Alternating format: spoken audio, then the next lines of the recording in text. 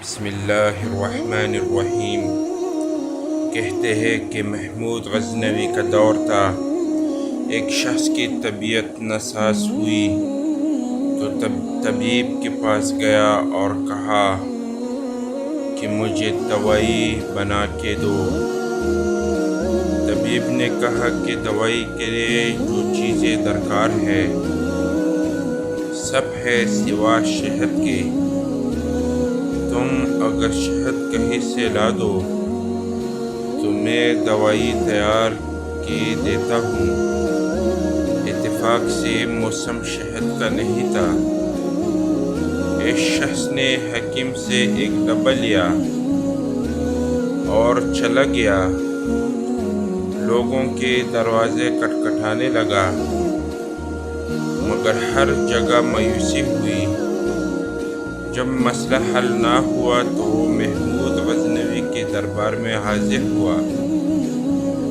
کہتے ہیں وہاں ایاز نے دروازہ کھولا۔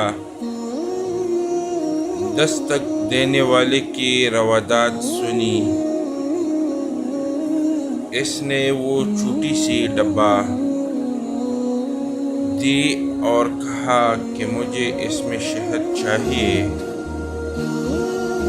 ایاز نے کہا آپ تشریف رکھیے، میں بادشاہ سے پوچھ کے بتاتا ہوں۔ ایاز وہ ڈبہ لے کر بادشاہ کے سامنے حاضر ہوا اور عرض کی کہ بادشاہ سلامت، ایک سائل کو شہد کی ضرورت ہے۔ بادشاہ نے وہ ڈبہ لی اور سائڈ میں رکھ دی۔ ایاز کو کہا کہ 3 بڑے ڈبے شہد کے اٹھا کے اس کو دے دے۔ جائے ایاز نے کہا حضور اس کو تو تھوڑی سی چاہیے، آپ 3 ڈبے کیوں دے رہے ہیں؟ بادشاہ نے ایاز سے کہا ایاز وہ مزدور آدمی ہے، اس نے اپنی حیثیت کے مطابق مانگا ہے، ہم بادشاہ ہیں، اپنے حیثیت کے مطابق مانگے۔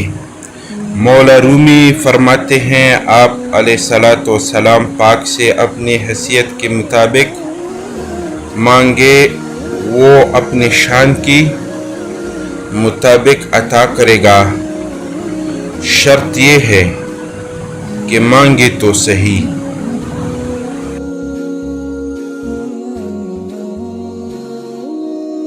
بسم اللہ الرحمن الرحیم۔